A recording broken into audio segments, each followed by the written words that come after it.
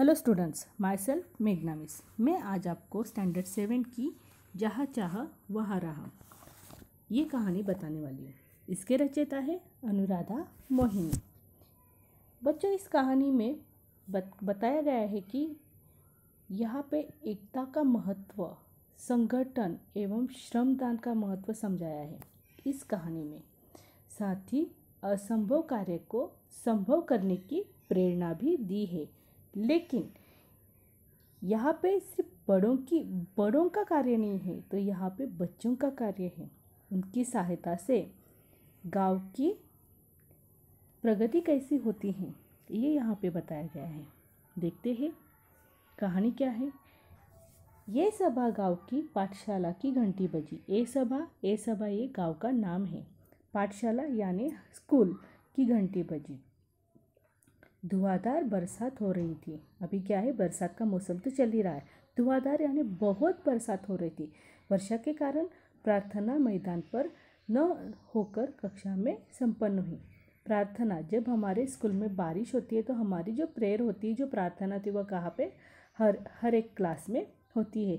वैसे ही ए सभा के यहाँ भी प्रार्थना जो थी मैदान में न होते हुए वो संपन्न कहाँ पे हर एक के क्लास में यानी कक्षा में उपस्थित लेते हुए गुरुजी ने देखा कि आज कक्षा में बहुत कम विद्यार्थी है। क्यों थे? क्योंकि धुआंधार यानी बहुत बरसात हुई थी। आज इतने विद्यार्थियों की अनुपस्थिति रहने के कारण क्या है, यानी जब टीचर जो यानी शिक्षक जो क्लास में आए तो बच्चों को देखा तो अनुपस्थिति यानी अब्सेंटी बहुत थी बच्चों में। तो शिक्षक भी बोलने लगे कि आज बच्चों की अब्सेंटी इतनी कम क्यों है। उन्होंने विद्यार्थियों से पूछा। वही नाला गुरुजी, सबने यह स्वर में उत्तर दिया। वही नाला यानी गांव के उस तरफ स्कूल होगी और बीच में क्या है, नाला है बहुत बड़ा। और सब बच्चों ने क्या दिया, वही नाला गुरुजी। ए सभा गांव के ठीक बीच से एक नाला बहता था। देखो, मैंने बोला ना, ए सभा गांव यानी ए सभा जो गांव है उसके बीचों बीच एक नाला बहता था। गांव की बस्ती नाले के एक तरफ थी पाठशाला और खेत दूसरी तरफ। यानी बस्ती एक साइड में थी और दूसरी साइड में क्या था, पाठशाला और खेत यानी लोगों के खेत जो थे, खेत खलियान, वो दूसरी तरफ और पाठशाला भी उसी तरफ थी। और बीच में क्या था, नाला था। बच्चे भी एक स्वर में ही बोलने लगे। बरसात के दिनों में नाले में कई बार 4 से 5 फीट तक पानी भर जाता था। देखो बच्चों, यानी 4-5 फीट यानी बच्चे क्या हो जाएंगे, नाला पार नहीं कर सकते। बड़े बुजुर्ग तो किसी तरह अपने गाय बैलों के साथ नाला पार कर खेतों में चले आते हैं, किंतु पाठशाला आने के लिए नाला लांघना विद्यार्थियों के लिए असंभव है। ऑब्वियसली नाला जो था वो बहुत बड़ा था और उसको पार करना थे, वो अपने बैलगाय के साथ वो आराम से नाला पार कर सकते थे। जब चोरों की बारिश होती उस दिन कक्षा में विद्यार्थियों की उपस्थिति पर असर पड़ता। उपस्थिति यानी प्रेजेंट, या उनकी उपस्थिति पर असर पड़ता, यानी वो क्या है, बहुत से बच्चे पाठशाला नहीं आ पाते थे। अनेक बार विद्यार्थी पूरे सप्ताह पाठशाला नहीं जा पाते। अनेक बार विद्यार्थी पूरे सप्ताह यानी फुल वीक जो है वो क्या करते थे, पाठशाला नहीं जा पाते थे। इसके चलते गांव में बरसात नाले में भरा पानी, पाठशाला से छुट्टी, ए सभा की यही कहानी, यह गीत गांव में प्रचलित हो गए थे। ये क्या हो गया, ये सभा की यही कहानी क्या हो गया था, बच्चे भी गाना गाने लगे थे कि इसके चलते गांव में बरसात नाले में भरा पानी, पाठशाला से छुट्टी, ये सभा की यही कहानी। नाले में भरा पानी, पाठशाला से छुट्टी। क्या है, नाले में क्या हो जाता था, पानी भर जाता था और पाठशाला को क्या छुट्टी मिलती थी, और यही गीत प्रचलित हो गया था उस गांव में। पाठशाला में अनुपस्थिति का विद्यार्थियों की पढ़ाई पर बहुत बुरा प्रभाव पड़ता था। जैसे कि पाठशाला में बच्चों की क्या थी, अनुपस्थिति यानी एब्सेंटी बहुत कम रहती थी बारिश की वजह से। इसलिए क्या हो जाता था, बच्चों की जो पढ़ाई थी वो पीछे रहने लगी थी, धीरे धीरे पीछे रहे। बच्चों को कुछ समझ में नहीं आता था कि स्कूल में क्या, ऑब्वियसली स्कूल में क्या पढ़ाया गया है क्या नहीं पढ़ाया गया है। अगर बच्चे एक एक वीक यानी एक एक हफ्ता जो घर पे रहेंगे तो ये तो समझ में ही नहीं आएगा कि टीचर ने हमें क्या सिखाया क्या नहीं। यही ये सभा गांव के बच्चों के साथ भी होता था।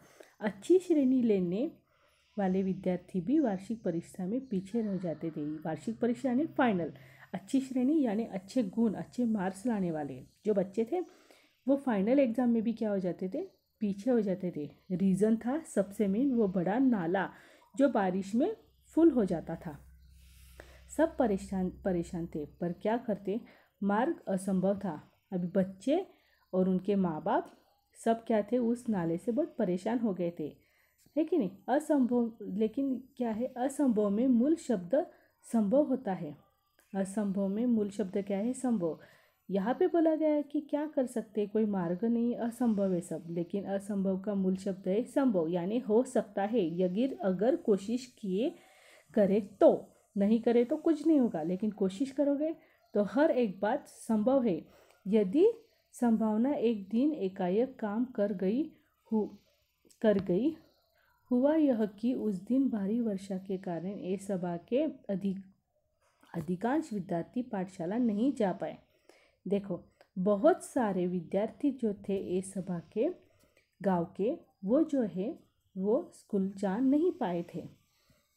ठीक है, यानी क्यों, रीज़न था वो बड़ा नाला। दोपहर बाद बरसात थोड़ी रुकने पर चौपाल में बरगद के पेड़ के नीचे चबूतरे पर बैठे वे आपस में बातचीत करने लगे।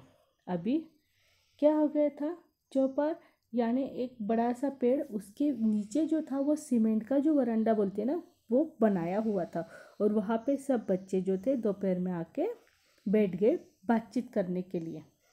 ठीक है, बातचीत करने के लिए बैठने के बाद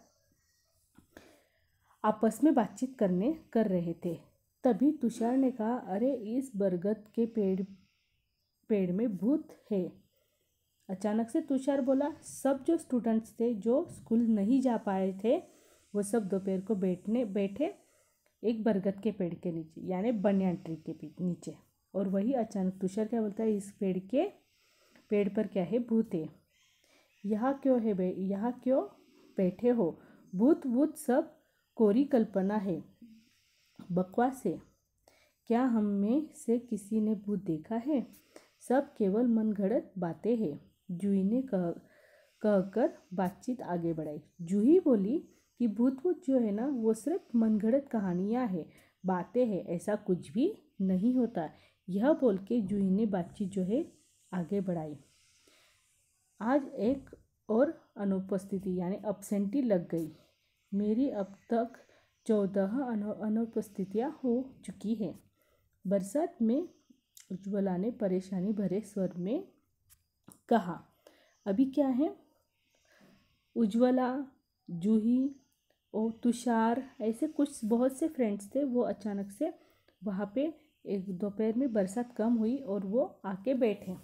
तुषार बोलता है, यहाँ पे क्या है, इस पेड़ के नीचे भूत है।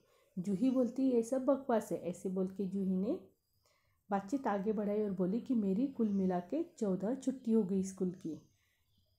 रीज़न सिर्फ था वो बड़ा नाला।